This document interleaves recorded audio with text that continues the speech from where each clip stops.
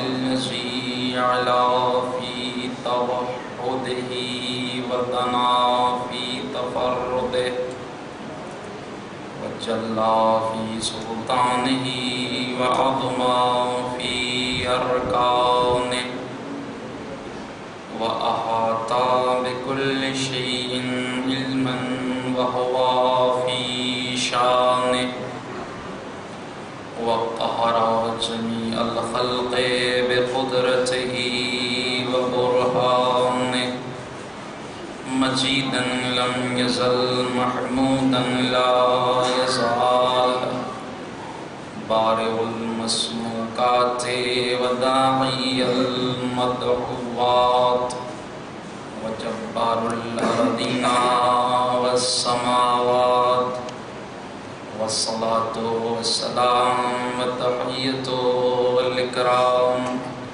على النبي الأمي المكي المدني القرشي الهاشمي مولانا ومقتدانا مولى الثقلين جد الحسنين العبد المؤيد رسول المسدد المصطفى الأمجد أبي القاسم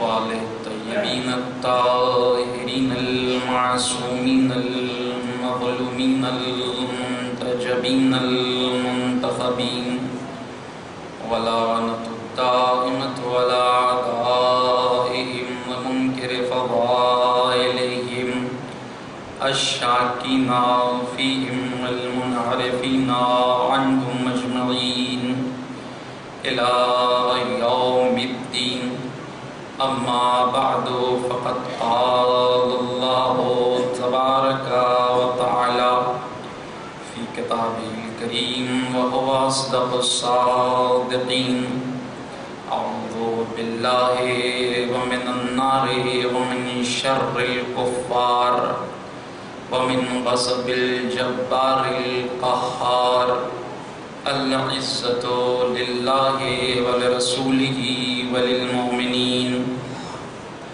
إن الله اشترى من المؤمنين أنفسهم وأموالهم بأن لهم الجنة يقاتلون في سبيل الله فيقتلون ويقتلون وعدا عليه حقا في التوراة والإنجيل والقرآن ومن أوفى بعهده من الله فاستبشروا ببيعكم الذي بايعتم به ذلك هو الفوز العظيم.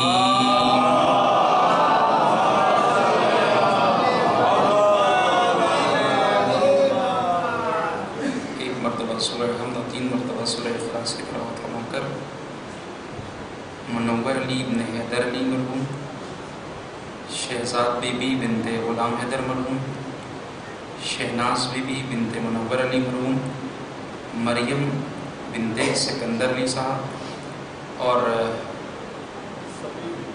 سبی بی بی بنت غلام حیدر مرحوم کی روح کو بھی ساتھ پڑھا.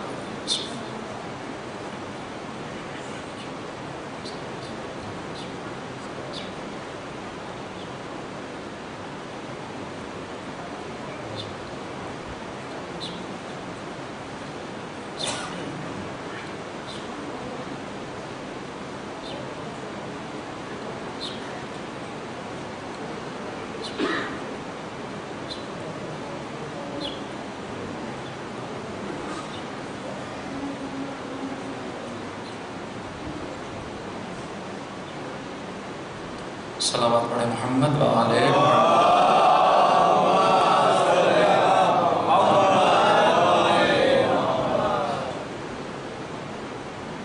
یہ ہماری 2 روزہ تقریب بعنوان سورہ براءت اور مومن کے عنوان سے ہوگی. جس آیت کو ہم نے عنوان کلام قرار دیا ہے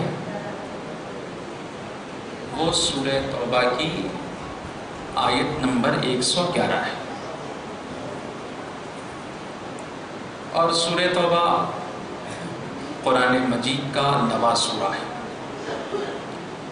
یوں تو قرآن مختلف وقتوں میں مختلف حصوں میں ٹکڑوں میں نازل ہوا، مگر قرآن کی فقط 2 سورتیں ایسی ہیں جو ایک بارگی نازل ہوئی، ایک سورہ مبارکہ توحید اور دوسرا مکمل سورہ سورہ توبہ، اور باقی صورتیں کہیں کچھ آیت نازل ہوئی، کہیں کوئی آیت نازل ہوئی، کہیں کوئی آیت نازل ہوئی۔ اور قرآن مجید کی 114 سورتوں میں یہی اکلوتا اور واحد سورہ ہے جس میں بسم اللہ الرحمن الرحیم نہیں ہے، اور ورنہ 113 سورتوں میں بسم اللہ الرحمن الرحیم ہے۔ تو اب سوال یہ پیدا ہوتا ہے کہ آخر کون ایسی آفت آن پڑی جو تمام سورتوں میں تو بسم اللہ الرحمن الرحیم ہے مگر سورہ توبہ میں نہیں ہے؟ توجہ فرمائیے گا، مفسرین نے لکھا کہ چونکہ اس سورہ کا آغاز رفع امان سے ہے اس لیے اس میں بسم اللہ الرحمن الرحیم نہیں ہے۔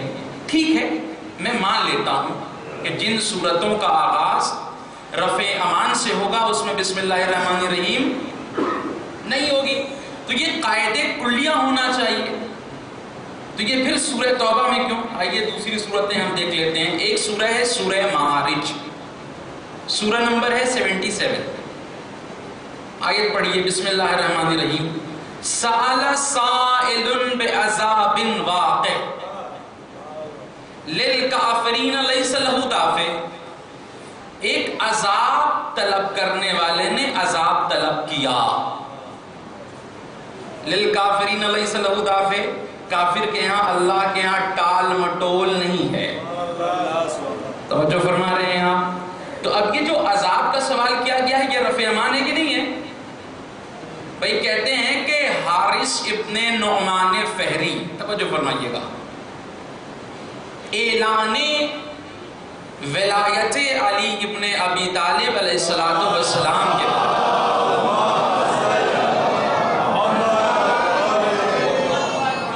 اللہ کے نبی کے پاس آیا، کہنے لگا اللہ کے نبی آپ نے ہم سے اللہ کی گواہی مانگی، ہم نے دی، رسول کی رسالت کی گواہی مانگی، ہم نے دی، آپ نے کہا اللہ کو سجدہ کرو، ہم نے سجدہ کیا، آپ نے کہا روزہ رکھو، ہم نے روزہ رکھا، آپ نے کہا جہاد کرو، ہم نے جہاد کیا، آپ نے تمام امور ہم سے انجام دلوائے، ہم دیتے رہے۔ یہ جو آپ اعلان ولایت علی کر رہے ہیں، یہ جو من کنتم مولا کا آپ نے اعلان کیا ہے، یہ آپ نے اپنی طرف سے کیا ہے یا اللہ نے کروایا ہے؟ توجہ فرمائیے گا، تو نبی کہنے لگے کہ یہ اعلان میری طرف سے نہیں ہے، اللہ کی طرف سے ہے۔ اب ذرا وہ پلٹا، کہنے لگا قرآن نے اس کی بد دعا کو نقل کیا ہے، اللہم ان کانا ھذا ھو الحق من عندک امطر حجارۃ علینا من السماء، اے اللہ اگر یہ تیرا حبیب سچ کہہ رہا ہے کہ یہ اعلان تیری طرف سے ہے تو میرے اوپر آسمان سے پتھر نازل کر۔ توجہ فرما رہے ہیں آپ؟ کہتے ہیں وہ ابھی اپنی سواری تک بھی نہیں پہنچا تھا کہ اللہ نے آسمان سے پتھر برسا دیا۔ تو ایک بات طے ہو گئی کہ جو منکر ولایت علی بنے گا تنہا تو اس پہ کوئی عذاب نہیں ہے، لیکن منکر ولایت علی ہونے کے ساتھ ساتھ اللہ کو چیلنج کرے تو اللہ کو سب گوارا ہے، اللہ کو چیلنج گوارا نہیں ہے۔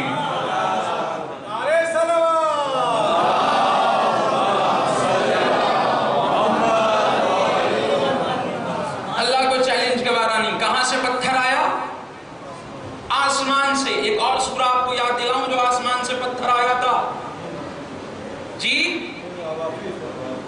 احسنتم جزاک اللہ، سورہ نمبر ہے 105 105، 5 آیتیں اس میں. تم نے دیکھا نہیں الم یجعل کیدہم فی تضلیل کہ اللہ نے ان کی مکاریوں کو کیسے ان کی ضلالت میں بدل دیا. یہ لہجہ ربانی ہے، یہ میرا لہجہ نہیں، میں صرف ترجمہ کر رہا ہوں. وَأَرْسَلَ عَلَيْهِمْ طَيْرًا أَبَابِيلَ. دیکھیے ہوتا ہے کہ انسان جسے چھوٹا سمجھتا ہے اللہ کی نظر میں بہت بڑا ہوتا ہے. أَرْسَلَ عَلَيْهِمْ طَيْرًا أَبَابِيلَ بہت چھوٹا پرندہ ہے نا. وَتَرْمِيهِمْ بِحِجَارَةٍ مِّن سِجِّيلٍ فَجَعَلَهُمْ كَعَصْفٍ مَّأْكُولٍ. تو انہوں نے کنکریوں سے ان پر حملہ کیا. وہ کاہے کے تھے؟ پتھر کے. حالت کیا ہوئی؟ فَجَعَلَهُمْ كَعَصْفٍ مَّأْكُولٍ چبائے ہوئے بھوسے کے مانند ہو گئے. کیوں؟ بہت سارے لوگ اللہ کو نہیں مانتے. بہت سارے لوگوں پہ تو عذاب آسمان سے نہیں آتا. اللہ نے کہا نہیں، انہوں نے انکار ولایت خدا ہی نہیں کیا تھا بلکہ انکار ولایت کے ساتھ اللہ کو چیلنج کیا تھا. تو اللہ کو سب کچھ گوارا ہے، اللہ کو چیلنج گوارا نہیں. تب ایک بات طے ہو گئی کہ انکار ولایت علی اور انکار ولایت خدا میں عذاب مشترک ہے. تو جب عذاب مشترک ہے تو عمل بھی مشترک مانا جائے گا. یعنی کہ جس نے انکار ولایت علی کیا اس نے انکار ولایت نے انکار خدا کیا ہے. اور اجازت دیجیے تو ایک جملہ اور اضافہ کر دوں کہ اور بھی بہت ساری ولایتیں ہیں. توجہ فرما رہے ہیں آپ؟ ان منکرین ولایت کو بتلا دیجئے کہ انکار ولایت تو کریں گے مگر اللہ کو کبھی چیلنج نہ کریں گے، ورنہ اللہ کو سب گوارا ہے، چیلنج گوارا نہیں. چاہے وہ انکار ولایت علی ہو، چاہے انکار ولایت فقاہت ہو. صلوات بر محمد.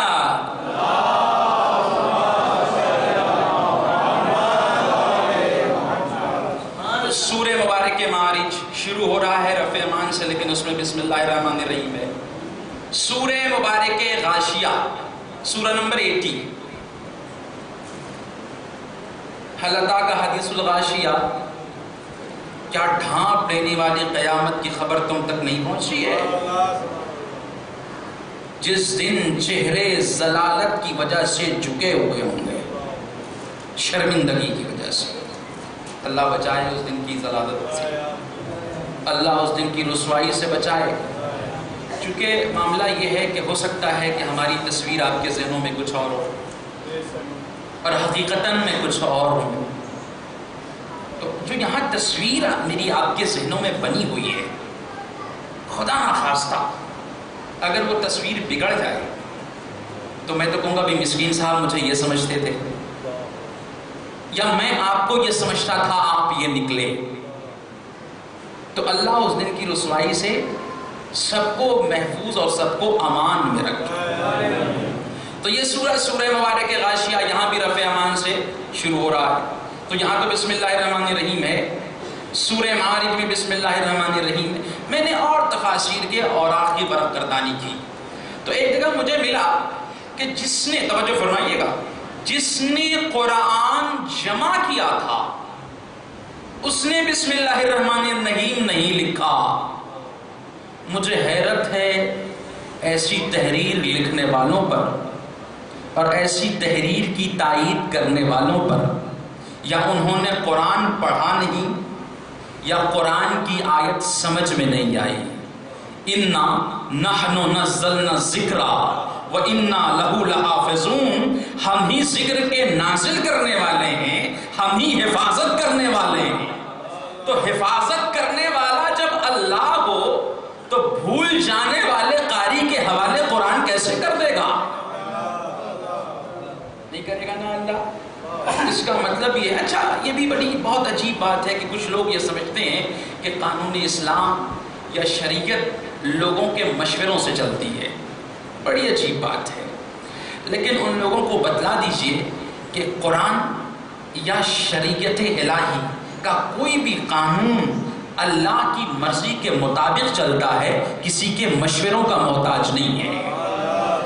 لیکن کچھ لوگوں نے تخت اسلام پر بیٹھنے کے بعد اپنے مشوروں کو جب جگہ دی تو اس وقت تو ذلیل نہیں ہوئے، کسی میں ہمت ہی نہیں تھی کہ جو ذلیل کر سکتا. لیکن 1400 سال بعد ہندوستان کی عدلیہ نے ان کے قانون کو رد کر کے یہ بتلا دیا کہ کل بھی آپ غلط تھے اور آج بھی آپ غلط ہیں. یہ وجہ کیا؟ دیکھیے بہت بڑا یہ مسئلہ ہے ہمارے درمیان میں، اور یہ کلن اسلام پہ حملہ کیا جاتا ہے کہ بھیا آپ کے یہاں تو قانون ایسے ہیں کہ 21ویں صدی میں آنے کے بعد بدلنے کی ضرورت پڑی.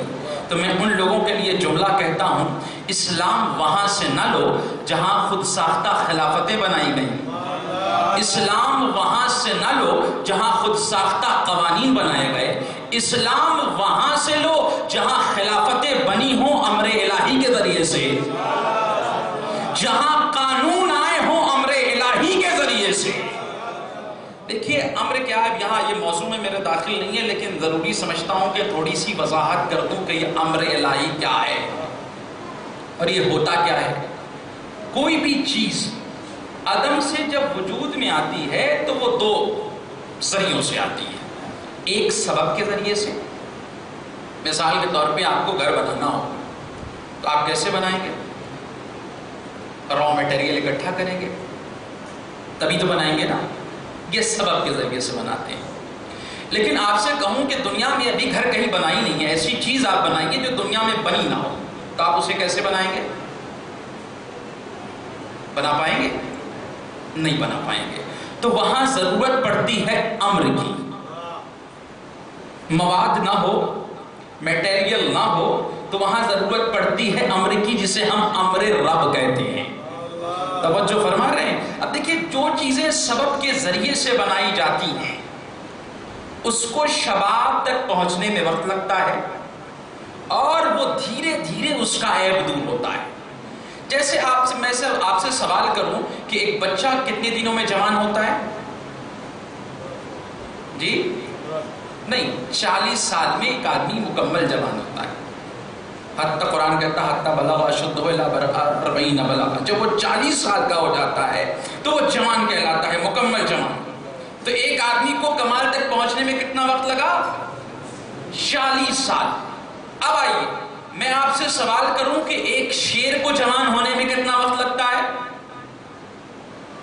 بھئی ہم لوگ کوئی جو اسٹوڈنٹ ہوں گے بایولوجی کو وہ بتا دیں گے اینیمل کے کہ وہ شیر کتنے دن میں. میرا اندازہ یہ ہے کہ 1 سے 2 سال لگتے ہوں گے جوان ہونے میں. ٹھیک ہے، 2 سال میں جوان ہوتا ہے. یہ کس ذریعے سے؟ سبب کے ذریعے سے. لیکن میں کہوں کہ شیر قالینی کو جوان ہونے میں کتنا وقت لگا؟ شیر قالینی کو جوان ہونے میں وقت لگا. آپ نے کہا نہیں، وہ سبب کے ذریعے سے نہیں پیدا ہوا تھا، امر الہی کے ذریعے پیدا ہوا تھا. تو اب معلوم یہ ہوا کہ جو چیز بھی امر الہی کے ذریعے سے وجود میں آئے وہ شباب پر بھی ہوتی ہے اور کامل بھی ہوتی ہے. لیکن جو چیز اب ہندوستان کا قانون یا کسی ملک کا قانون بنایا گیا تو وہ کیسے بنایا گیا؟ دوسرے قانونوں کو دیکھا گیا تو ظاہر انسان نے بنایا ہے. ابھی بہت سارے ایسے قوانین ہندوستان کے تھے جو توڑ دیے گئے. توڑے گئے کہ نہیں توڑے گئے؟ کیوں توڑ دیے گئے؟ اس لیے کہ وہ 21ویں صدی میں فٹ نہیں بیٹھتے تھے. اب جیسے جیسے انسان عقل و شعور کی منزلوں پر، کمال کی منزل پر جاتا جائے گا، ویسے ویسے قوانین بدلتے چلے جائیں گے. لیکن جو چیز امر کے ذریعے سے عدم میں وجود میں آتی ہے وہ کل بھی کمال پر تھی، آج بھی کمال پر ہے، کل بھی کمال پہ رہے گی. جو اللہ نے قانون بنا دیا وہ کل بھی کمال پہ تھا، آج بھی کمال پہ ہے، کل بھی کمال پہ رہے گا. تو ضرورت ہے کہ ہم کہاں سے اسلام لیں؟ جہاں پر قوانین امر الہی کے ذریعے سے وجود میں آئے ہیں. یہ اس میں بہت، چونکہ یہ بہت وسیع موضوع ہے اور اس پہ ضرورت ہے کہ کم سے کم 1 سے 1.5 گھنٹے تقریر کی جائے، لیکن وہ میرے موضوع میں داخل نہیں ہے. تو اب بسم اللہ الرحمن الرحیم، ایسا نہیں ہے کہ کوئی بھول گیا ہو تو اس لیے اس میں بسم اللہ الرحمن الرحیم نہیں ہے. تو اچھا بسم اللہ پڑھتے کیوں ہیں؟ سوال ہے نا کہ پڑھتے کیوں ہیں؟ یہ خطیب آیا منبر پر اور اس نے اپنے خطبے سے پہلے کہا بسم اللہ الرحمن الرحیم. ایک شاعر آیا منبر پہ اس نے اپنے اشعار پڑھنے سے پہلے کہا بسم اللہ الرحمن الرحیم. یہ کیوں پڑھ رہا ہے؟ کہ یہ تبرکن پڑھ رہا ہے. تو کیا ہم اپنی سورتوں سے پہلے بسم اللہ الرحمن الرحیم تبرکن پڑھتے ہیں؟ جی تبرکن نہیں پڑھتے. تو پھر کیوں پڑھتے ہیں؟ کہ نبی نے چاہا جہاں بسم اللہ الرحمن الرحیم پڑھا وہاں ہم پڑھتے ہیں، جہاں نبی نے نہیں چاہا ہم نہیں پڑھتے ہیں. کیا ایسی بات ہے؟ کہا جی نہیں، یہ بھی بات نہیں ہے. کہا کیوں؟ کہا اس لیے کہ نبی کو قرآن مجید کی آیتوں میں حق تصرف حاصل نہیں ہے. نبی نہ کہیں کچھ بڑھا سکتا ہے نہ کچھ گھٹا سکتا ہے. اور اس جملے کے ثبوت میں میں آپ کو دلیل دوں گا قرآن مجید سے. قرآن مجید میں ایک سورہ ہے، سورہ مبارکہ کہف، قرآن کا 18واں سورہ ہے. اس میں جناب موسیٰ اور خضر کا واقعہ نقل ہے. جب وہ دونوں ساتھ ہو گئے تو ایک ایسے گاؤں میں پہنچے جہاں وہ بھوکے تھے. تو گاؤں والوں سے کہا کہ بھیا کچھ کھلا ولا دو. تو گاؤں والوں نے فَأَبَوْا أَن يُضَيِّفُوهُمَا، یہ قرآن کے الفاظ ہیں کہ ان لوگوں نے انکار کر دیا ان کو مہمان بنانے سے. آیت نازل ہوئی. وہ گاؤں اس وقت بھی موجود تھا. مفسرین نے اس کا نام ناصرہ لکھا. بھئی رسوائی ہونے لگی نا کہ یہ لوگ تو ایسے ہیں کہ جو کسی کو مہمان بھی نہیں بناتے.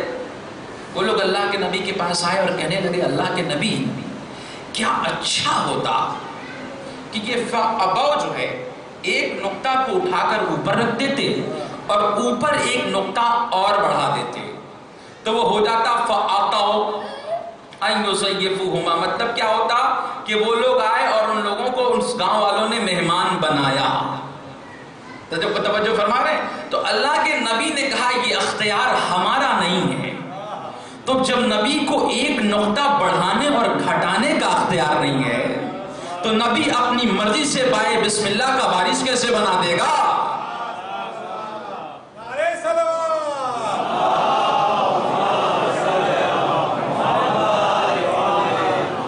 لیکن ایک سوال ہے کہ کیا اللہ کسی کو ایک عمل ناپسندیدہ کی بنیاد پر کیا اسے قیامت تک رسوا کر دے گا؟ سوال ہے بھئی. بہت سارے گناہ ایسے ہیں جو ہم کرتے ہیں اور پھر بھی ہم علامہ ہیں، مولانا ہیں، مقتدانہ ہیں، متقی ہیں، پرہیزگار ہیں، سب کچھ ہے. یہ معاملہ صرف ہمارے ساتھ نہیں، جتنے لوگ بیٹھے ہیں سب کے ساتھ ہے. بہت سارے ایسے گناہ ہوتے ہیں. تو انہوں نے تو ایک مرتبہ نبی کو مہمان بنانے سے انکار کیا تھا نا. تو میں پریشان ہوا کہ ایک مرتبہ کے عمل کو اللہ اتنا ناپسند نہیں کر سکتا کہ قیامت تک کے لیے انہیں رسوا کر دے. تو مولا کائنات حضرت علی بن ابی طالب علیہ السلام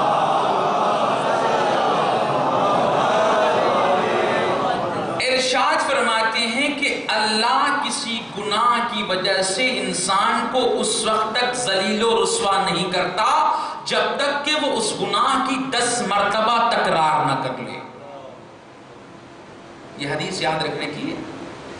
جب کسی بھی گناہ کی تکرار انسان 10 مرتبہ کر لیتا ہے تب اللہ وہ رسوا ہونے کے ایلیجبل ہو جاتا، لائق ہو جاتا ہے کہ بھیا آپ رسوائی کبھی بھی ہو سکتی ہے. تو میں نے کہا بھیا انہوں نے کون سا ایسا عمل کر دیا تھا؟ تو مفسرین نے لکھا کہ جب سے ان کا گاؤں قائم ہوا تھا اس وقت سے انہوں نے کسی کو مہمان ہی نہیں بنایا تھا. اور تفسیر عیاشی نے تو یہاں تک لکھ دیا کہ جب تک وہ گاؤں قائم رہے گا تب تک وہ گاؤں والے کسی کو مہمان نہیں بنائیں گے. لیکن اللہ نے قرآن میں یہ تو ذکر نہیں کیا کہ گاؤں والوں کو مہمان نہیں بنایا، پڑوسیوں کو مہمان نہیں بنایا، عزیزوں کو مہمان نہیں بنایا. نبی کا انکار اللہ کو ناگوار گزر گیا. نبی کے سوال کا جواب انہوں نے نہیں دیا تو اللہ نے قیامت تک کے لیے انہیں رسوا کر دیا. اگر کوئی عام نبی کے ایک سوال کا جواب نہ دے، اگر عام نبی کے ایک سوال کا کوئی جواب نہ دے تو اللہ قیامت تک کے لیے اسے رسوا کر دیتا ہے. تو اگر کوئی سید المرسلین کے سوال کا جواب نہ دے تو بعد نبی وہ محترم کیسے بن جائے گا؟ جب وہ محترم نہیں بن سکتا تو خلیفۃ المسلمین کہاں سے بن جائے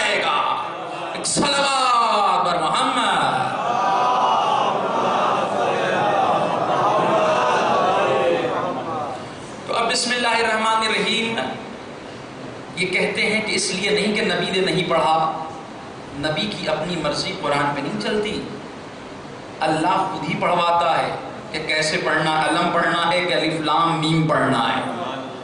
تو جہاں پڑھنے تک کا اختیار اللہ نے نبی کو نہ دیا ہو، وہاں یہ اختیار کیسے چھوڑ دے گا کہ آپ بسم اللہ الرحمن الرحیم جہاں چاہیے رکھیے، جہاں چاہیے نہ رکھیے۔ تو مفسرین نے لکھا کہ یہ حکمت تنزیل قرآن ہے، کہ اللہ کی یہ حکمت ہے کہ وہ کہاں بسم اللہ رکھے گا اور کہاں نہیں رکھے گا۔ تو ایک بات طے ہو گئی کہ یہاں چونکہ بسم اللہ الرحمن الرحیم اس لیے نہیں ہے کہ یہ حکمت تنزیل ہے۔ اب لیکن آئیے قرآن میں بسم اللہ کتنی مرتبہ ہیں؟ 114 مرتبہ۔ وہ 114واں کہاں ہے؟ سورہ نمل میں، سورہ نمبر ہے 27 جہاں پر جناب بلقیس کا واقعہ نقل ہے، قرآن نے وہ حکایت کی ہے، تو وہاں پر ایک بسم اللہ الرحمن الرحیم اضافہ ہے جو 114 کی عدد کو پہنچ جاتا ہے۔ اب آئیے ہم اصل اپنے موضوع کی طرف چلتے ہیں۔ جس سورہ کی آیت کو ہم نے عنوان بنایا ہے اس کا عنوان بھی بڑا نرالا ہے، سورہ توبہ۔ اس کا دوسرا نام کیا ہے؟ سورہ برات۔ برات کا مطلب کیا ہے؟ بیزاری، تبرہ جسے آپ کہتے ہیں۔ بھئی اللہ نے تبرہ نام کا سورہ تو رکھا لیکن تولہ نام کا کوئی سورہ نہیں ہے۔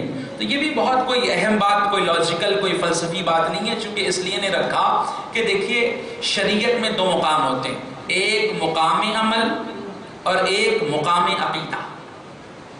مقام عمل میں جہاں اللہ حکم دیتا ہے وہاں مثبت کے ذریعے حکم دیتا ہے، اقیم الصلاۃ، نماز قائم کرو، تو اب انسان خود ہی سمجھ جاتا ہے کہ نماز نہ پڑھنا جرم ہے۔ وآتوا الزکاۃ، زکات دو، تو انسان خود بخود سمجھ گیا کہ زکات نہ دینا جرم ہے۔ کتب علیکم الصیام، تم پر روزے واجب قرار دیے گئے ہیں، تو انسان خود بخود سمجھ گیا کہ روزہ نہ رکھنا جرم ہے۔ خمس کی آیت میں کہہ دیا ان للہ خمسہ وللرسول ولذی القربى، تو انسان سمجھ گیا کہ خمس نہ نکالنا جرم ہے۔ لیکن جب مقام اعتقاد میں اللہ آیا تو اللہ نے پہلے تبرہ کیا، پہلے تبرہ کیا۔ کیسے کیا؟ یا بنی آدم اللہ تعبدوا الا ایہ، کسی کی عبادت نہ کرنا۔ یہ کسی کی عبادت نہ کرنا کیا ہے؟ یہ تبرہ ہے۔ الا ایہ، یہ تبرہ ہے۔ بھئی تبرہ کا مطلب یہ نہیں کہ آپ گالی گلوچ کریں، تبرہ کا مطلب یہ نہیں ہے کہ آپ ایسے ایسے نام لینا شروع کریں کہ عقل سے خدا نخواستہ، خدا نہ کرتا بوال ہو جائے۔ تبرہ کا مطلب قطعاً یہ نہیں ہے، ورنہ ہم کو زیادہ اذیتیں پہنچی ہیں یا معصومین کو زیادہ اذیتیں پہنچی تھیں؟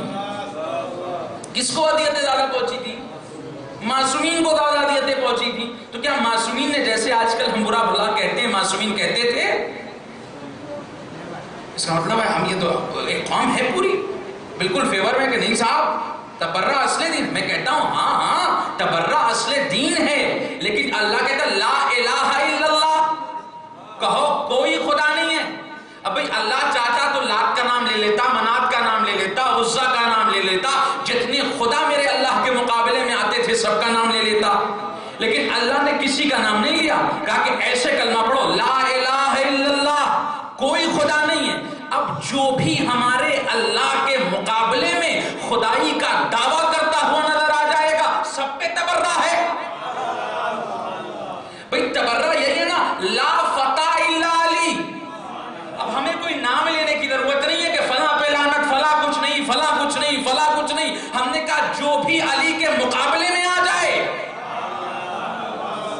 سب پہ تبرہ ہے، نام لینے کی کوئی ضرورت نہیں ہے۔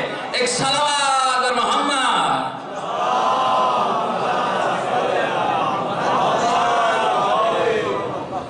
کسی کے نام لینے کی ضرورت، میں تو کہتا ہوں قصر شان منبر بھی ہے کہ کچھ ایسے لوگوں کے نام لیے جائیں۔ چنانچہ ملاقات امام زمانہ میں ایک واقعہ لکھا ہوا ہے مختصر صاحب۔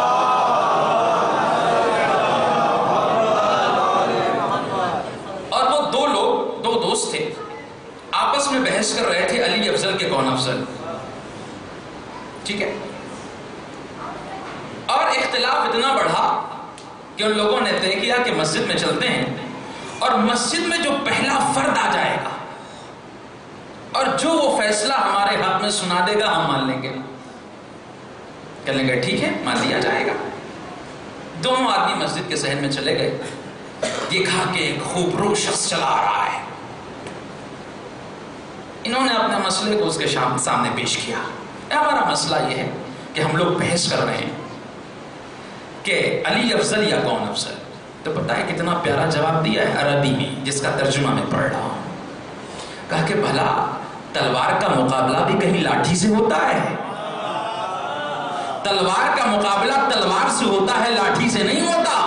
میں یہاں ایک جملہ کہتا ہوں کہ علی کے مقابلے میں کچھ لوگوں کا نام تو شان علی بھی نہیں لگتا کہ ان کے مد مقابل علی کا نام لیا جائے، یہ ان کی فضیلت ہو جائے گی، علی کی قصر شان ہوگی۔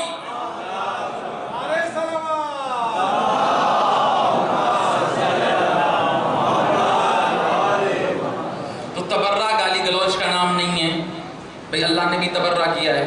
روز محشر بھی کچھ لوگ تبرہ کریں، جب وہاں اعلان ہوگا نا قرآن کی آیت، جب وہاں اعلان ہوگا کہ جس نے دنیا میں امامتیں قبول کی ہیں وہ اس کے پیچھے پیچھے چلا جائے، تو اب ظاہر ہے کہ امام تو خود ہی اپنا ٹھکانہ نہیں رکھتا، وہ اپنے معمومین کو کہاں لے جائے گا؟ تو وہ ان سے اظہار برات کرے گا، تو وہ اللہ سے درخواست کریں گے مالک مجھے دنیا میں ایک مرتبہ پلٹا دے، تاکہ جس طریقے سے یہ مجھ پہ تبرہ کر رہے ہیں میں دنیا میں ویسے ہی جا سکے ان سے اظہار برات کروں۔ تو یہ اسٹینڈرڈ ہے تبرہ کا۔ ہم نے اتنا گرا دیا کہ اب اختلاف کی حد تک آ گئے، اور مقامی افسوس میں یہ جملہ کہنا پڑ رہا ہے کہ ہمارے ذاکرین ہم سے اور حسین سے قابو میں نہیں ہیں، اب پولیس والے انہیں قابو میں کر رہے ہیں۔ ابھی جو ممبئی میں حادثہ ہوا، بھی ہم میں اور غیروں میں فرق کیا ہے؟ ہم تو اس عزاداری کے ذریعے سے دوسروں کو بلاتے ہیں۔ میں ایک جملہ کہتا ہوں، بھیا آج کل مجلسیں بڑھتی چلی جا رہی ہیں، ضمناً یہ گفتگو ہو رہی ہے، مجلسیں بڑھتی چلی جا رہی ہیں، جہاں دیکھیے پورے ہندوستان میں مجلسوں کی کثرت ہے۔ میں دعا گو بھی ہوں کہ مجلسیں بڑھیں، خوب بڑھیں۔ ہم نے کہا کہ مجلسوں سے آپ نے حاصل کیا کیا؟ تو آپ کہنے لگے کہ ہم نے مجلسوں سے مجلسیں بڑھا لی۔ میں نے کہا آپ نے شب بیداری سے حاصل کیا کیا؟ آپ نے کہا کہ شب بیداریوں سے شب بیداریاں بڑھا لی۔ ہم نے کہا آپ نے مجلسوں سے کیا کیا؟ ہم نے کہا کہ ذاکرین سے ذاکرین بڑھ گئے، مقررین سے مقررین بڑھ گئے۔ میں نے کہا کیا یہی مجلسوں کا فائدہ؟ کہا ہاں حضور یہی فائدہ ہے۔ یہ تو ویسی بات ہوئی کہ میں نے کہا آپ نے چراغ جلایا کیوں؟ کہا کہ تاکہ چراغ سے دوسرا چراغ جلا سکوں۔ میں نے کہا پھر چراغ جلا لوں۔ میں نے کہا پھر چراغ جلا لوں۔ میں نے کہا نتیجہ کیا نکلا؟ کہا ہم چراغ جلاتے رہے۔ میں کہتا ہوں ایسے چراغ کو گل کر دیجئے جو خود جل کے خاکستر ہو جاتے ہیں، ایسے چراغ کو روشن کیجئے جس سے فضا منور ہو جائے۔ چراغ جلانے کا مقصد چراغ جلانا نہیں ہے، چراغ روشن کرنے کا مطلب یہ ہے کہ فضا منور ہو جائے۔ مجلسوں سے مجلسیں نہیں بڑھیں گی، عزاداری شب بیداری سے شب بیداریاں نہیں بڑھیں گی، مقررین سے مقررین نہیں بڑھیں گے۔ مقصد یہ ہے کہ مجلسوں سے جو عام انسان ہو وہ مسلمان بنے، جو مسلمان ہو وہ سلمان بن جائے۔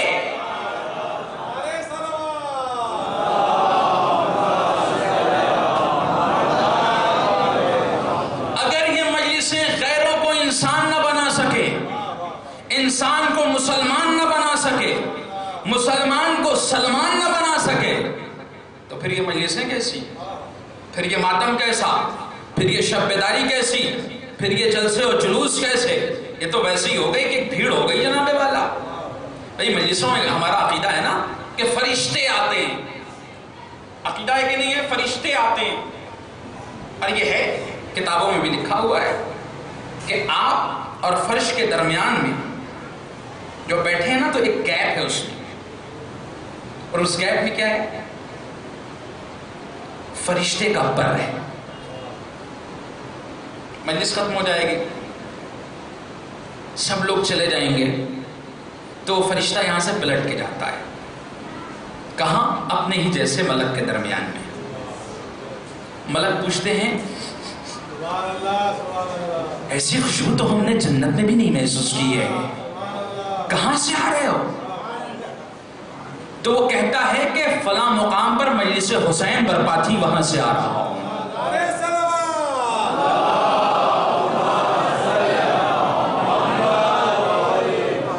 مجلس حسین برپا تھی، وہ وہاں سے آ رہا ہوں۔ تو کہتا ہے کہ چلو ہمیں بھی لے چلو وہاں۔ تو کہتا ہے بھیا مجلس ختم ہو گئی، عزادار جا چکے ہیں۔ مطلب کیا ہوا؟ یہ واقعہ پڑھنے کا میرا مقصد کیا تھا؟ وہ اپنی زبان سے نہیں بتاتا کہ میں کہاں سے آ رہا ہوں، اس سے ایسی خوشبو آتی ہے کہ ملک پوچھنے پہ مجبور ہو جاتے ہیں کہاں سے آ رہے ہو۔ ایک صلوات پڑھیں محمد والے محمد پہ۔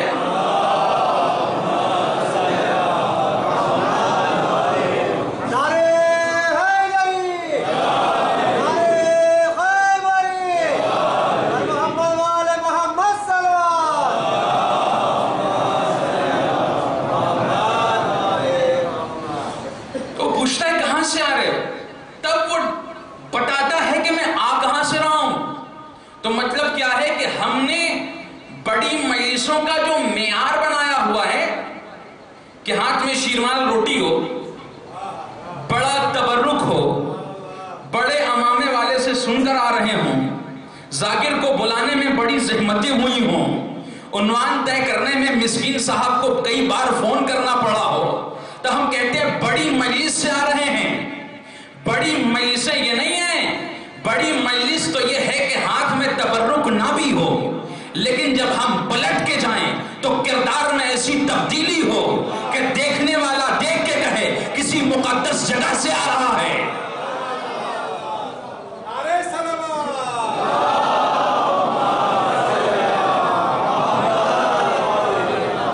مقدس جگہ سے آ رہا ہے۔ جب وہ پوچھے کہ کس مقدس جگہ سے آ رہے ہو، تب آپ کہیں مجلس حسین سے آ رہا۔ ہماری حالت کیا ہے؟ ہم زبانی آزادار ہیں، کالے کپڑے پہن کے سمجھتے ہیں کہ ہم سے بڑا سوگوار کوئی نہیں ہے۔ یہی تو ہے نا ہماری حالت۔ لیکن ہونا کیا چاہیے؟ کالے کپڑے تن پہ نہ بھی ہوں، زبان پر حسین حسین نہ بھی ہو، لیکن کردار دیکھ کر کے غیر یہ کہے کسی مقدس مسلک سے تعلق رکھتا ہے۔ کردار بولے۔ میں نے ہمیشہ کہا ہے، اگر میرے جملے آپ کو یاد ہوں تو، کہ شیعت ریئلٹی کا نام ہے، لفاظی کا نام نہیں ہے۔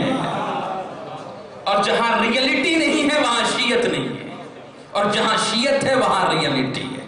لیکن ہم لوگوں کی حالت کیا ہے کہ ہم سے زبانی، ہم سے بڑا آزادار کوئی نہیں، ہم سے بڑا ماتمدار کوئی نہیں۔ اور اچھا، اس وقت تو ایسا ماحول ہے کہ اگر آپ اس طریقے کی باتیں پڑھ دیں یا پڑھوا دیں تو لوگ کہتے ہیں بھیا یہ آزاداری کے مخالف ہیں، ہے نا۔ یہ وہ لوگ ہیں جنہوں نے اخباریت کا لبادہ اوڑھ رکھا ہے، اور وہ یہ سمجھتے ہیں کہ ہم آزاداری کے لبادے میں چھپ جائیں گے، اور وہ یہ جملے کشی کرتے ہیں کہ یہ آزاداری ہم آزاداری کے مخالف نہیں ہیں، ہم یہ چاہتے ہیں کہ جس طریقے سے ہمارے آباء و اجداد سے آزاداری ہم تک ملی پہنچی ہے، ویسے ہی صحت و سلامتی کے ساتھ آنے والی نسل تک بھی آزاداری پہنچ جائے۔ یہ ہمارا مقصد تو یہی ہے نا، اس لیے کہ ہم اسی آزاداری کی بدولت زندہ بھی ہیں، تابندہ بھی ہیں، ورنہ جو تھوڑی بہت بھی ہمارے اندر رمق حیات باقی ہے وہ نہ جانے کب کا ختم ہو جائے گا۔ تو یہ آزاداری کو خدا را مذاق نہ بنائیے، تفریح نہ بنائیے، انٹرٹینمنٹ کا ذریعہ نہ بنائیے، ذہنی عیاشی کا ذریعہ نہیں بنائیے۔ یہ مجلسیں مکمل عبادت ہیں، یہاں ہم اپنے آباء و اجداد کا ذکر نہیں کرتے، اللہ کا ذکر کرتے ہیں، رسول کا ذکر کرتے ہیں، آل رسول کا ذکر کرتے ہیں۔ تو یہ سمجھ کے مجلسیں کیجئے کہ ہم عبادت کر رہے ہیں۔ دیکھیں اب ضمناً بات آئی ہے تو انشاءاللہ موضوع پہ بھی جاؤں گا، لیکن چند باتیں یہ ضروری ہیں۔ بھئی وجہ کیا ہے کہ مجلسوں کی کثرت ہے نا۔ بھئی 2 مہینے 8 دن میں اگر آپ مجلسیں کچھ بھی نہیں سنیں گے تو کم سے کم 68 مجلسیں تو آپ سن ہی لیں گے۔ پر ڈے پر مجلس کا اگر حساب رکھیں ہم تو 67 مجلسیں آپ ضرور سن لیں گے، اور یہ آج سے آپ سنتے نہیں آ رہے ہیں، عرصہ دراز سے سنتے چلے آ رہے ہیں۔ آ رہے ہیں نا، لیکن ہم کھڑے کہاں ہیں؟ ہم کھڑے کہاں ہیں؟ وہیں سبحان اللہ، جہاں سے چلے تھے وہیں کھڑے ہیں۔ اس کا مطلب ہے کہ ہم مجلس سے صرف جا رہے ہیں اور آ رہے ہیں، جا رہے ہیں اور آ رہے ہیں، جا رہے ہیں اور آ رہے ہیں، جا رہے ہیں اور آ رہے ہیں، اور ہم کچھ حاصل نہیں کر رہے ہیں۔ تو یہ ایسا ہو کیوں رہا ہے؟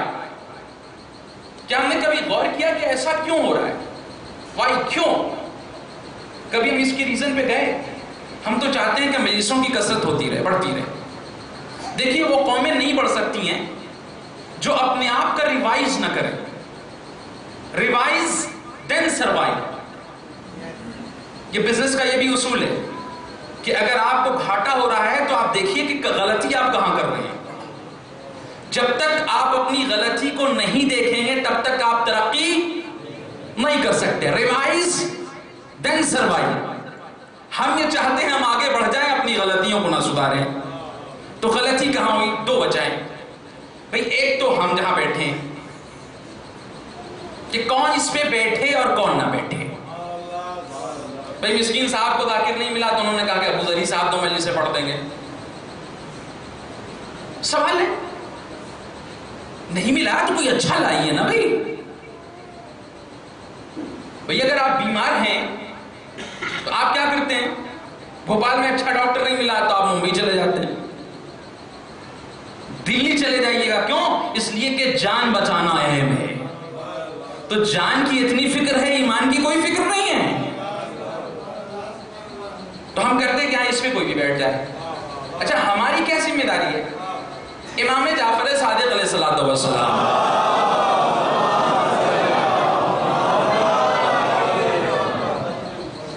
بھئی ایک شخص آیا اپنے چھوٹے بچے کو لے کر کے، کہنے لگا مولانا یہ بچہ میرا شیرینی بہت کھاتا ہے، اسے منع کر دیجیے۔ مولانا نے کیا فرمایا؟ سنا وہ واقعہ نا آپ کا؟ کیا کہا مولانا نے؟ کل آنا۔ دوسرے دن پلٹ کے آیا، مولا منع کر دیجیے اس سے۔ کیا کہا مولا نے؟ کہ بیٹے شیرینی کھانا چھوڑ دے۔ کہا اب جا۔ باپ نے پلٹ کے کیا کہا؟ مولا اگر اتنی ہی سی بات کہنی تھی تو کل کیوں نہیں کہہ دیا تھا؟ تو مولا نے کہا کل خود میں اس پر عامل تھا، تو جس پہ میں خود عامل ہوں اس سے منع کیسے کر سکتا ہوں؟ کیسے منع کر سکتا ہوں؟ آج میں نے وہ کام ترک کیا اس لیے اسے منع کر رہا ہوں۔ تو مطلب کیا ہم منبر پہ آتے تو ہیں، کہتے بھیا خلوص سے مجلسیں کیجئے، کہتے تو ہیں کہ بھیا اللہ سے قریب ہو جائیے، لیکن پہلا سوالیہ نشان خود ہم پر ہے کہ ہم اللہ سے کتنے قریب ہیں۔ بھئی ہم تو آپ کو الزام لگا دیتے ہیں، لیکن ہمیں بھی اپنے اوپر دیکھنا ہوگا کہ ہم اللہ سے کتنے قریب ہیں۔ ہم جو کہتے ہیں اس پر عمل کرتے ہیں کہ نہیں کرتے ہیں؟ اگر عمل نہیں کرتے ہیں اور ہم منبر سے اعلان کریں گے تو قطعاً اس باتوں کا آپ پر کوئی اثر نہیں ہوگا۔ مقرر کے لیے لازم ہے، خطیب کے لیے لازم ہے، عالم کے لیے لازم ہے کہ جو وہ کہے وہ کرتا بھی ہو۔ ایک چیز۔ دوسری چیز کہ چلیے ہم مان لیتے ہیں کہ مقرر اچھا ہے، عامل ہے، عالم ہے، متقی ہے اور پرہیزگار ہے، تب کیوں باتیں اثر انداز نہیں ہو رہی ہیں؟ کربلا کا وہ منظر آپ کے سامنے ہے کہ نہیں ہے؟ امام علی مقام سید الشہداء حضرت امام حسین علیہ السلام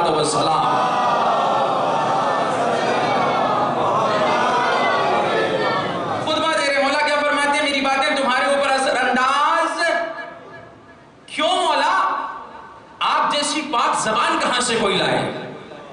مولا نے کیا فرمایا؟ دو چیزیں، ایک تو تمہارے دل گناہ کرتے کرتے سیاہ ہو چکے ہیں، اور دوسرے کہ تمہارا پیٹ مال حرام سے بھرا ہوا ہے۔ تو اگر سننے والوں کے دل گناہ کرتے کرتے سیاہ ہو جائیں اور پیٹ مال حرام سے بھرا ہوا ہو، تب بھی مقرر کی بات اثر انداز نہیں ہوگی۔ تو اب ان عزاداری کو کامیاب بنانے کے لیے خود ہمیں بھی اپنے کردار میں غور کرنا ہوگا کہ جو ہم کہتے ہیں کرتے ہیں کہ نہیں ہیں، اور آنے والے عزادار کو بھی اپنے کردار کو دیکھنا ہوگا کہ کہیں ایسا تو نہیں کہ اس کے پیٹ میں مال حرام بھرا ہوا ہے. اگر مال حرام بھرا ہوا ہے تو قطعاً باتیں اثر انداز نہیں ہوں گی. جب تک کہ ہم ان چیزوں پہ عمل پیرا نہیں ہوں گے، تب تک کہ مشن امام حسین اور تحریک حضرت زینب سلام اللہ علیہ وعلیہ السلام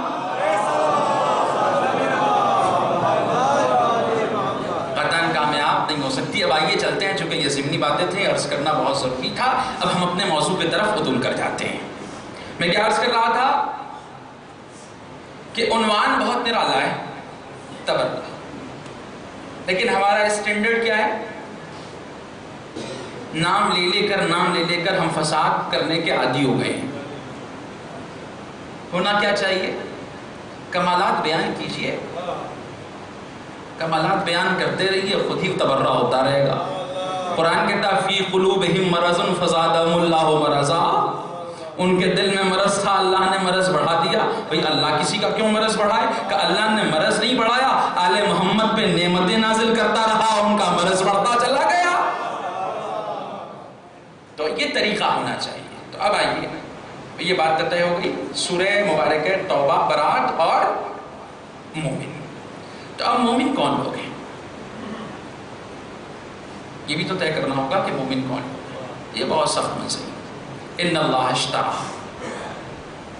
اللہ نے خرید لیا ہے مومن کے نفسوں کو اور مال کو، بِأَنَّ لَهُمُ الْجَنَّةَ، اور قیمت کیا دی ہے؟ جنت. ہم تو اسی چیز کے دیوانے ہیں. دنیا میں دولت چاہیے، آخرت میں جنت چاہیے. اور تو کچھ ہمیں چاہیے نہیں. کہ چاہیے دنیا میں دولت، آخرت میں جنت. اگر انہی دو چیزوں کی کوئی ضمانت دے دے تو ہم کسی کو بھی خدا مان لیں گے.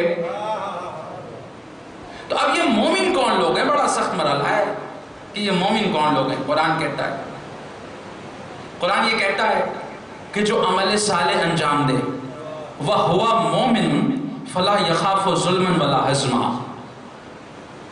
ایمان کی حالت میں کوئی عمل صالح انجام دے تو وہ مومن کبھی نہ ظلم سے ڈرتا ہے نہ نقصان سے گھبراتا ہے. تو مومن کی ایک صفت کیا ہوئی؟ کہ وہ ظلم سے ڈرتا نہیں اور اپنے نقصان سے گھبراتا نہیں. وہ وہی کرتا ہے جو عمل صالح ہو. بھیا بزنس میں 10 لاکھ کا نقصان ہو جائے گا، کر لے گا، چونکہ وہ عمل صالح کر رہا ہے نا، اور وہ مومن ہے. دیکھیے جب میں یہ آیت پڑھتا ہوں تو میری نظر سیدھے شام کی جامع مسجد میں پہنچ جاتی ہے اور وہاں بہترین مصداق مجھے مل جاتا ہے. ہاتھوں میں ہتھکڑیاں ہیں، پیروں میں بیڑیاں ہیں، گلے میں وزنی خاردار توق ہے، اور یزید کا خطیب بالائے منبر ہے، حرزہ سرائیاں کرتا ہے علی اور اولاد علی کے سلسلے میں. مولا بیٹھے ہوئے مسجد میں. جب اس نے یزید کے رشتے کو رسول سے جوڑ دیا تب علی کے پوتے کو جلالا گیا. مولا نے کیا فرمایا؟ وَيْلَكَ أَيُّهَا الْخَاتِمُ، اے خطاب کرنے والے تجھ پر ویل ہو. یہ لفظ ویل پہلے مولا نے جملے میں استعمال کیا ہے. وَيْلَكَ أَيُّهَا الْخَاتِمُ. بھئی بعد میں بھی کہ ویل استعمال کیا جا سکتا تھا. ممکن ہے کہ ربی کے جاننے والے کہیں کہ مولانا یہ فصاحت و زبان و ادب ہے. میں کہوں گا بھیا وہاں کیا نوک و پلک سے فصاحت و بلاغت تھوڑی ٹوٹتی ہے.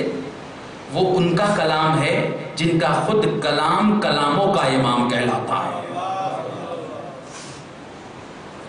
تو یہ ویلکا کا لفظ یہ بتا رہا ہے یزید سن لے، تو نے ہماری نگاہوں کے سامنے لاشوں کی انبار ضرور لگائی ہیں، میرے ہاتھوں میں ہتھکڑیاں ضرور پہنائی ہیں، پیروں میں بیڑیاں ضرور لگائی ہیں، لیکن کبھی بھی مومن ظالم کے ظلم سے نہ ڈرتا ہے نہ نقصان سے گھبراتا ہے. وَيْلَكَ أَيُّهَا الْخَاتِمُ، وائل ہو تجھ پر ہے خطاب کرنے والے. اشتریت مرضات المخلوق بسخط الخالق، تو نے مخلوقات کی خوشنودی کے خاطر اللہ کی ناراضگی کو کر لیا ہے. فَتَبَوَّأَ مَقْعَدَكَ مِنَ النَّارِ، اور اپنا ٹھکانہ جہنم میں بنا لیا ہے۔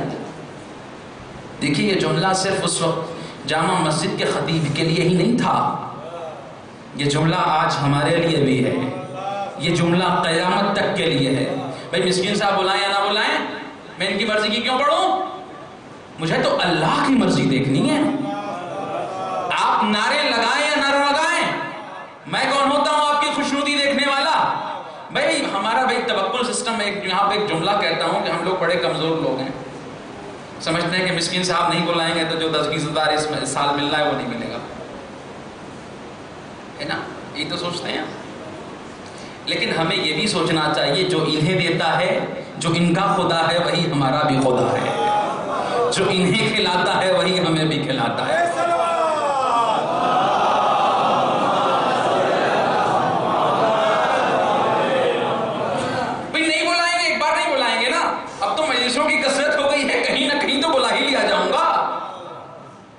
تو ہم ان کی خوشنودی کا کیوں خیال کریں؟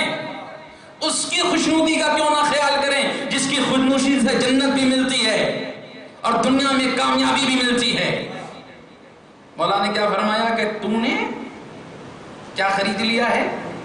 اللہ کی ناراضگی مول لی، مقعدک من النار، اور اپنا ٹھکانہ کہاں بنا لیا ہے؟ جہنم میں۔ بھیا ہم خوش ہونے کے لیے کیا کرتے ہیں؟ جنت کی تقسیم کرتے ہیں۔ ممبر پہ آنے کے بعد ہم کہتے ہیں صاحب آپ جنت میں جا رہے ہیں، بالکل، من زار قبر الحسین فلہ الجنہ۔ بھیا جو تھوڑا سا ٹکڑا روکا ہے وہ بھی تو پڑھ دیجئے، کہ نہیں وہ اگلے بار بلائے نہیں جائیں گے۔ اگر کہہ دیا عارفن بحق، کہ جو عرفان امام حسین کے ساتھ ان کے قبر کی زیارت کرے اس کے لیے جنت ہے، سب کے لیے جنت نہیں ہے۔ بھئی میں نے پڑھ دیا من بقال الحسین ابکا و تباکا وجبت لہ الجنہ، جو حسین پہ روئے یا رلائے یا رونے کی صورت بنائے اس پر جنت واجب ہے۔ آپ نے کہا سبحان اللہ ماشاءاللہ، اب تو جنت ہمیں ملی گئی ہے، انہی مولانا کو اگلی بار بلانا، کیونکہ یہ جنت بڑی آسانی سے دے دیتے ہیں۔ بھیا وہ بھی تو پڑھ دیجئے کہ جو عرفان حسین کے ساتھ روئے اس پہ جنت واجب ہے۔ یہی تو ہے نا۔ دیکھیں یہ خیال ہمارے یہاں آیا کہاں سے، یہ بھی سن لے چلیں، یہ خیال کہاں سے آیا؟ بھئی دنیا کا سب سے بڑا مذہب کرسچنٹی، اس میں 2 اصلیں ہیں فرقے، ویسے تو 4 یا 5 بن گئے ان کے یہاں، اور جو 2 بڑے ہیں نا، وہ سب سے بڑا والا جو مذہب جو 50% ہے مسلک، اس کا مین گرجا گھر کہاں ہے؟ چرچ روم میں، جسے ہم اردو والے روم کہتے ہیں، ٹھیک ہے نا؟ پاپ ان کا وہیں بیٹھتا ہے۔ لندن سے کچھ جوان اٹھے اور انہوں نے کہا کہ ہم روم جائیں گے، اور وہاں گئے تو انہوں نے ان کی کتاب دیکھی کہ بھیا بائبل صرف روم زبان میں ہی چھپ سکتی ہے، چرچ صرف روم میں ہی بنے گا، پاپ صرف روم کا ہی آدمی بن سکتا ہے۔ ان جوانوں نے کہا کہ ہمیں یہ طلسم توڑنا ہی ہوگا، ایسے کام نہیں چلے گا۔ وہ آئے اپنے شہر پلٹ کر کے، کنٹری پلٹ کر کے، انہوں نے کہا ہم بھی گرجا گھر بنائیں گے، ہم بھی اپنی زبان میں بائبل لکھیں گے، ہم بھی پاپ بنائیں گے۔ تو اب ان کو یہ لگا کہ ہماری سلطنت ٹوٹنے والی ہے، تو پتہ انہوں نے کیا کیا کہ بھیا ہم جنت بھی بانٹتے ہیں۔ تو پتا چلا کہ آدھے سے زیادہ کراؤڈ روم کے پاپ کے پاس پہنچ گیا، کیونکہ وہاں جنت بھی ملتی ہے۔ تو ہماری بھی حالت وہی ہو گئی کہ آدھی حدیثیں پڑھ کر کے ہم جنت بانٹنے لگے، تو ادھر کراؤڈ بھی پہنچ گیا، ادھر نعرہ بھی پہنچ گیا، ادھر ہوا بھی پہنچ گئی۔ آپ کہنے لگے مولانا انہی کو بلائیے گا جو جنت بانٹتے ہیں، جو جہنم سے ڈراتے ہیں، انہیں نہ بلائیے گا۔ لیکن یہ کس لیے ہم کر رہے ہیں؟ لوگوں کو خوش کرنے کے لیے۔ کیا مجلسیں اس لیے ہیں کہ لوگوں کو خوش کیا جائے، یا مجلسیں اس لیے ہیں کہ لوگوں کو اللہ سے قریب کیا جائے؟ پھر اس کے بعد امام کا کیا جملہ تھا؟ یا یزید اذن لی حتی اصدق هذه الاوات، اے یزید کیا تو مجھے اجازت دے گا کہ میں ان لکڑیوں پہ چلا جاؤں؟ فَأَتَكَلَّمَ بِكَلِمَاتٍ لِلَّهِ فِيهِنَّ رِضًا، تاکہ میں خوشنودی رب کے خاطر چند جملے کہہ سکوں۔ اس کا مطلب یہ ہے کہ ابھی تک جو ممبر سے گفتگو ہو رہی تھی وہ رضائے خدا کی خاطر نہیں ہو رہی تھی، اور مولانا آپ تو علماء و ذاکرین و خطبہ کو سنتے ہی رہتے ہیں، مولانا کہ آواز لکڑیوں پر جاؤں، اس کا مطلب یہ ہے کہ شباہت ولو ممبر کی ہو، اور اگر اس سے خدا کی خوشنودی کی بات نہ ہو تو وہ ممبر نہیں لکڑی کی حیثیت رکھتا ہے۔ لیکن ولو شباہت لکڑی کی نہ ہو اور اس پہ خوشنودی رب کی بات کی جائے تو اونٹوں کا کجاوا ہی ہوگا مگر ممبر کہا جائے گا۔ اور یہی آواز سے مجھے حضرت علی کا بھی آواز یاد آ گیا۔ جب لوگ بیعت کرنے آئے تھے نا حضرت علی ابن ابی طالب علیہ السلام کے پاس،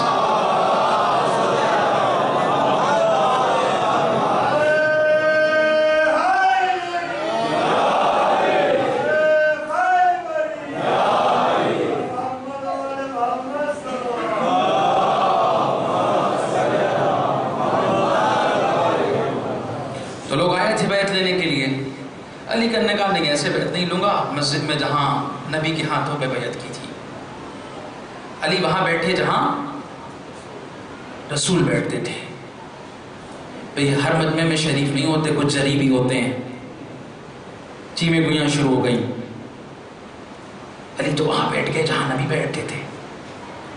بھئی یہ کوئی معمولی خلیفہ نہیں بنایا تھا آپ نے کہ جو سن کر کے چپ ہو جائے گا۔ علی نے سن لیا، کیا کہہ رہے ہو؟ کھڑا ہو گیا، کہنے لگا علی آپ وہاں بیٹھے جہاں نبی بیٹھتے تھے۔ علی ہے نا جلا گیا علی کو۔ علی نے ہاتھ کو لکڑیوں پہ مار کے کہا ما ھذی الآواز، ان لکڑیوں کی کیا حیثیت ہے، یہ قدم تو دوش مصطفیٰ تک گئے ہیں۔ تو یہ جملہ آواز کا یہ بتا رہا ہے، اب وہی آواز ہے وہاں پوتے نے آواز استعمال کیا شام میں، یہاں آواز استعمال کیا دادا نے۔ آواز کا مطلب یہ ہے لکڑیاں، شباہت ممبر کی تھی، لیکن ابھی تک جو ممبر سے کہا جا رہا تھا وہ خوشنودی رب کے لیے نہیں کہا جا رہا تھا۔ تو یہ آواز ہے۔ مولا نے کیوں کہا فَأَتَكَلَّمَ بِكَلِمَاتِ اللَّهِ فِيهِنَّ رَدًا وَلِهَؤُلَاءِ الْجُلَسَاءِ فِيهِنَّ أَجْرٌ وَثَوَابٌ، تاکہ میں گفتگو کر سکوں، تاکہ ان لوگوں کو کچھ ثواب بھی مل سکے، کچھ اجر بھی مل سکے۔ اور یہی سے ربط مسائب اور مسائب کی طرف چلا جاؤں گا، اور انشاءاللہ جو گفتگو بچی ہے وہ کل پوری کر دوں گا۔ پوری تو نہیں ہو پائے گی لیکن جہاں تک پوری ہو سکے گی کر دوں گا۔ لوگ کہنے لگے یزید جانے دے بھائی، بیمار ہے، لاغر ہے، کمزور ہے، قیدی ہے، جانے دے۔ بھائی سب نہیں جانتے تھے لیکن یزید جانتا تھا۔ کہنے لگا ان سعد اگر یہ چلے گئے لم ينزل الا بفضیحتی و فضیحت آل ابی سفیان، اگر ان کو اجازت دے دی تو یہ اس وقت تک ممبر سے نیچے نہیں اتریں گے جب تک ہماری رسوائی نہ کرا لیں اور ہمارے خاندان کی رسوائی نہ کرا لیں۔ کتنا معتبر خاندان ہے کہ اس کو پتا ہے کہ کتنا معتبر ہے۔ پھر ہنگامہ بڑھا کے جانے دے، لیکن کہنے لگا تمہیں نہیں معلوم ہے انہم من اہل بیت، یہ ایسے خاندان کے پروردہ ہیں قد ذقوا العلم زقا، انہیں گھٹی میں ایسے علم پلایا گیا ہے جیسے پرندہ اپنے بچے کو دانا چگاتا ہے۔ وہ تلوار سے نہیں ڈرا، تبر سے نہیں ڈرا، اسلحوں سے نہیں ڈرا، ڈر گیا تو علم امام سجاد سے ڈر گیا۔ اور دیکھیے ایک جملہ اپنے جوانوں کے لیے بھی کہوں گا کہ نظام جمہوریت میں، بار بار کہتا ہوں اور بار بار کہتا رہوں گا، نظام جمہوریت میں اپنے آپ کو ثابت کرانے کے دو طریقے ہیں۔ ایک، آپ کی تعداد اتنی ہو کہ حکومت آپ کو ماننے کے لیے تیار ہو جائے، اور دوسرے آپ سامنے والے کی مجبوری بن جائیں۔ تو آپ مجبوری کیسے بنیں گے؟ علم کے ذریعے سے۔ یہ ہوتا ہے نا کہ بھیا ان کے لیے بغیر کام نہیں چلے گا، چہرے پہ داڑھی ہے، دیکھنے میں مسلمان لگتے ہیں، بھئی جو ان صلاحیتوں کے مالک ہے وہ بہتر جانتے ہیں، ہیں تو یہ مسلمان، ہیں تو یہ شیعہ، ہے تو یہ حسینی، لیکن علمی استعداد اتنی بلند ہے کہ ان کے لیے بنا کام نہیں چل سکتا. تو اگر امام سجاد کے صحیح ادادار ہیں تو اپنی علمی استعداد کو بڑھائیے. اس لیے کہ اگر ہم نے علم حاصل نہیں کیا، صرف ماتم کرتے رہے، صرف مجلس کرتے رہے، تو یقین جانیے بغیر علم کے نہ حسین سمجھ میں آتا ہے، نہ آزاداری سمجھ میں آتی ہے.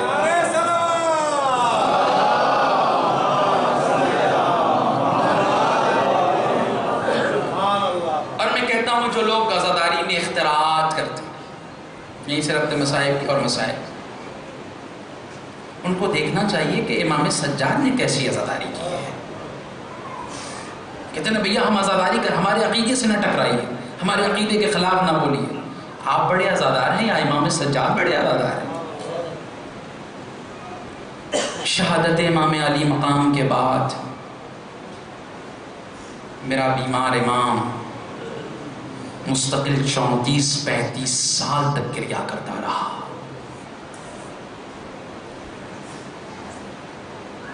بیمار امام دن میں روزہ رکھتا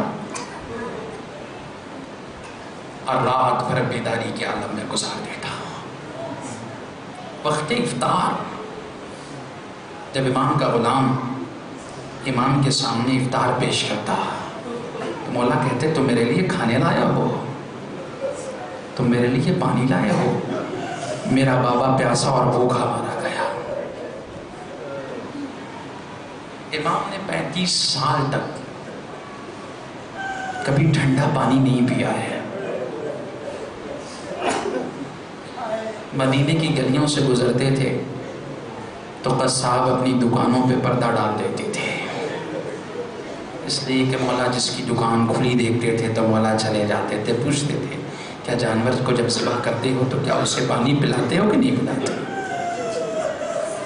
کہ وہ کہتا کہ مولا ہم پانی پلا کے ذبح کرتے ہیں. تو مولا اپنے چہرے کو آسمان کی طرف بلند کرتے اور پھر کربلا کا رخ کرتے کہ میرا بابا اتنا غریب تھا. ہم کیا آزاداری کریں گے، ہم کیا ماتمداری کریں گے، ہم کیا سوگ منائیں گے؟ امام سجاد سے پوچھئے کہ سوگ کیسے منایا جاتا. امام سجاد کی بھی مصیبتیں کم نہیں ہیں. اگر امام حسین پیاسے ہیں تو امام سجاد بھی پیاسے ہیں. اگر حسین 7 محرم سے پیاسے ہیں تو بیمار کربلا بھی 7 محرم سے پیاسا ہے. یہی نہیں کہتے ہیں روز عاشور اور عصر عاشور کا وقت قریب آیا. حسین آخری ودا کے لیے بیمار کربلا کے خیمے میں آئے. جیسے آخری ودا کا نام سنا مقاتل نے لکھا ہے کہ امام سجاد نے پوچھا بابا بھیا علی اکبر کہاں ہیں؟ حسین کہتے ہیں بیٹا مارے گئے. مقاتل نے لکھا کہ جیسے ہی سجاد نے سنا کہ علی اکبر مارے گئے غش کھا گئے. افاقہ ہوا، پھر پوچھا کہ بابا چچا کہاں، عباس کہاں ہیں؟ راوی کہتا ہے کہ پھر جیسے سنا پھر غش کھا گئے. مقاتل نے لکھا کہ جب حسین علی مقام نے دیکھا کہ میرا لاڈلا فردن فردن خبر شہادت برداشت نہ کر پائے گا تو ایک جملے میں کہا بیٹا بس اتنا سمجھ لے کہ مردوں میں ہمارے اور تمہارے علاوہ کوئی بچا نہیں ہے. راوی کہتا ہے پھر امام غش کھا گئے. افاقہ ہوا، امام سجاد سے حسین رخصت ہوئے، میدان کاردار میں آئے. راوی کہتا حل من ناصر ینصرنا کی صدا بلند کی. جیسے ہی یہ صدا کا بلند کرنا تھا خیمے میں شور و شین کی صدایں بلند ہو گئی. حسین خیمے کی طرف پلٹے، بہن زینب میری زندگی میں یہ رونے کی آوازیں کیسی بلند ہو رہی ہیں؟ زینب کہتی بھیا جیسے ہی آپ نے میدان سے حلمن کی صدا بلند کی ہے نا، سجاد مجھ سے عصا اور تلوار مانگ رہے ہیں. امام حسین سجاد کے خیمے میں آئے، کہتے بیٹا بیمار سے جہاد ساقط ہے، بیٹا تیرا سے جہاد میری شہادت کے بعد شروع ہوگا. ہاں راوی کہتا ہے حسین نے جام شہادت نوش کر لی. شہادت حسین کے بعد خیمے کی تنابیں کاٹ دی گئیں، خیمے میں آگ لگا دی گئی. بی بی زینب امام سجاد کے خیمے میں گئی. بیٹا سجاد آپ وقت کے امام ہیں، یہ بتائیے کہ خیمے میں آگ لگا دی گئی ہے، بیبیاں خیمے میں رہیں یا جلتے ہوئے خیمے سے باہر آ جائیں؟ امام کہتے ہیں پھوپھی اماں جان کا بچانا واجب ہے، سیدزادیوں سے کہیے کہ خیمے سے باہر نکل آئیں. سیدزادیاں خیمے سے باہر آ گئیں. حمید کہتا ہے میں نے علی کی لاڈلی کو کیا دیکھا کہ ایک جلتے ہوئے خیمے کے باہر کھڑی ہو گئی. کبھی ہاتھوں کو ملتی تھی، آسمان کی جانب دیکھتی تھی، ہاتھوں کو ملتی تھی، آسمان کی جانب دیکھتی تھی. میں سمجھ گیا کہ بی بی کی کوئی اہم چیز جلتے ہوئے خیمے میں رہ گئی ہے. میں نے کیا دیکھا کہ علی کی بیٹی نے پوری توانائی کے ساتھ جلتے ہوئے خیمے کا حصار توڑا، خیمے کے اندر گئی، جھکی، اپنے پشت پہ کچھ اٹھا کے جلتے ہوئے خیمے سے باہر لائی. وہ کوئی اور نہیں، بیمار کربلا تھا. عجب نہیں زینب نے میدان کربلا کا رخ کیا ہو اور آواز دی ہو اے بھیا حسین، ایک بوڑھے باپ کا جواں کا لاشا اٹھانا آسان ہے. اے بھیا زینب کی مظلومیت دیکھو، ایک عورت ہے اور جوان بیمار کو اپنے پشت پر اٹھائے ہوئے ہے. ہاں زادارو بس چند دقیقے اور تخفیف زحمت. یہی مصیبت سجاد اور مصیبت زینب نہیں تھمی. میں ایک جملہ کہتا ہوں، حسین کی مصیبت 10 محرم روز عاشورہ تک، لیکن سجاد اور بی بی زینب کی اتنی مصیبتیں ہیں کہ اگر ہم مصیبت اور مجلسیں کرتے ہوئے ایک محرم کو دوسرے محرم سے ملا دیں تو بھی کم ہوگا. پسر سات 11 محرم کو کہتا ہے کہ یہ لٹا ہوا قافلہ اب کربلا سے چلے گا. ہاں اب یہ بیمار ہے نا، ناتواں ہے نا، کمزور ہے نا، اونٹ کے پشت پہ بیٹھنے کی طاقت نہیں رکھتا. پسر سعد نے حکم دیا کہ ان کے پیروں کو اونٹ کے پیٹ سے باندھ دیا جائے. میرا بیمار امام، ہاتھوں میں ہتھکڑیاں ہیں، پیروں میں بیڑیاں ہیں، گلے میں وزنی خاردار طرف. لیکن سیدہ زینب کی خواہش تھی کہ جب یہ میرا الٹا ہوا قافلہ کربلا سے چلے گا تو شہداء کے لاشوں سے ہو کر کے جائے گا. جیسے ہی شہداء کے لاشیں قریب آئے سب بیویوں نے اپنے اپنے آپ کو محمل سے گرا دیا، لیکن امام نے سجاد لاشوں پہ نہ آ سکا، اس لیے کہ پیر اونٹ کے پشت بنے ہوئے تھے. دہاڑے مار مار کے رونے لگا میرا والا. بی بی زینب سجاد کے قریب آئی. اے بیٹا اس قدر نہ ماتم کر کہ تیری روح پرواز کر جائے. عجب نہیں امام سجاد کہہ رہے ہو اے پپی اماں، بیٹا جوان ہے، باپ کا لاشا بے گورو کفن پڑا ہوا. عجب نہیں زینب نے کہا ہو میرے لال تو آزاد نہیں مجبور ہے، تیرے ہاتھوں میں ہتھکڑیاں ہیں، پیروں میں بیڑیاں، گلے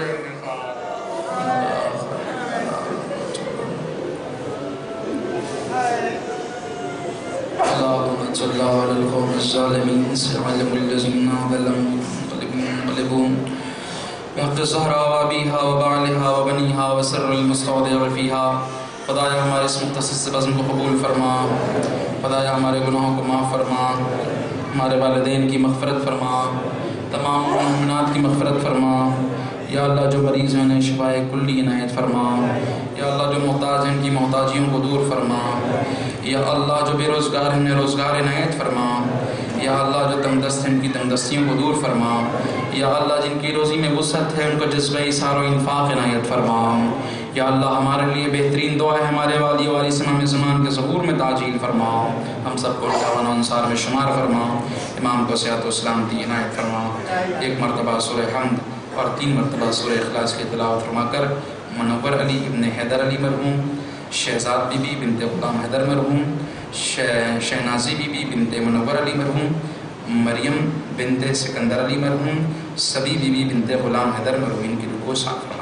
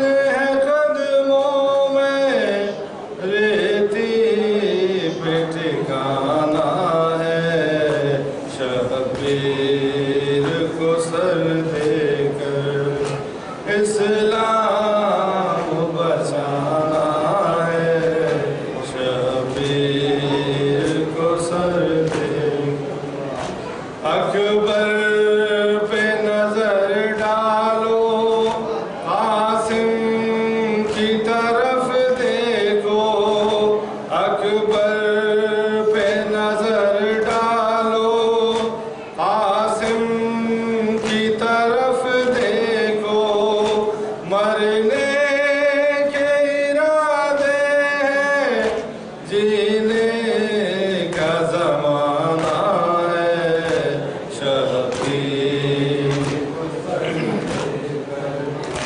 اسلام بچانا ہے، شبیر کو سر دے کر اسلام بچانا ہے، یہ خون برے چہرے، یہ کفر شکن نظرے، یہ خون برے چہرے، یہ کفر شکن نظرے، حیدر کا گھرانہ تو شیروں کا گھرانہ ہے، شبیر کو سر دے کر اسلام بچانا ہے، شبیر کو سر دے کر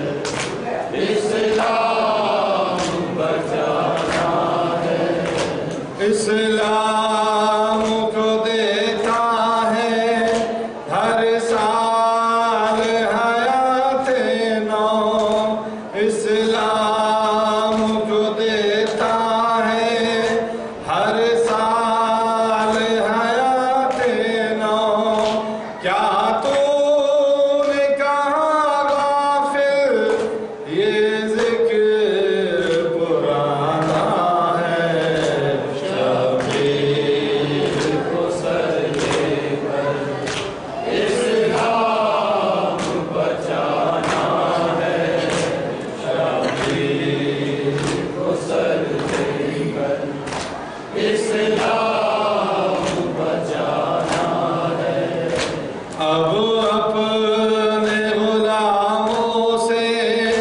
شبیر کا پرسا لو، اب اپنے غلاموں سے شبیر کا پرسا لو، اے صاحب عصر آجا، اے صاحب عصر آجا، ایک دن تمہیں آنا ہے، شبیر کو سر دے کر اسلام بچانا ہے، شبیر کو سر دے کر اسلام بچانا ہے نجم کی ہستی کیا ہے کرب و بلا والے، ہے نجم کی ہستی کیا ہے کرب و بلا والے، کس نے تمہیں سمجھا ہے، کس نے تمہیں جانا ہے، شبیر کو سر دے کر اسلام بچانا ہے، یا حسین یا حسین یا حسین۔ السلام علیکم یا ابا عبداللہ، السلام علیکم ابن رسول اللہ، السلام علیکم ابن امیر المومنین و ابن سید الوسیل، السلام علیکم یا فاطمۃ الزہراء سیدۃ النساء العالمین، السلام علیکم یا غازی ابو الفضل العباس ابن امیر المومنین علیہ السلام، السلام علیکم شہداء دشت کربلا جمیع ورحمۃ اللہ وبرکاتہ، السلام علیکم یا مولا یا غریب الغرباء، السلام علیکم علیکم یا معین الضعفاء والفقراء السلام علیکم یا سلطان عرب والعجم یا ابا الحسن یا علی ابن موسی رضا روحی بجسمی لک الفدا السلام علیکم ورحمۃ اللہ وبرکاتہ السلام علیکم یا مولا یا صاحب عصر والزمان الامان الامان الامان السلام علیکم یا خلیفۃ الرحمن السلام علیکم یا امام الانس والجان السلام علیکم یا شریک القرآن السلام علیکم یا مظہر الایمان السلام علیکم یا امام زماننا ھذا جل اللہ تعالی فرجک وسہل اللہ تعالی مخرجک وظہورک السلام علیکم ورحمۃ اللہ وبرکاتہ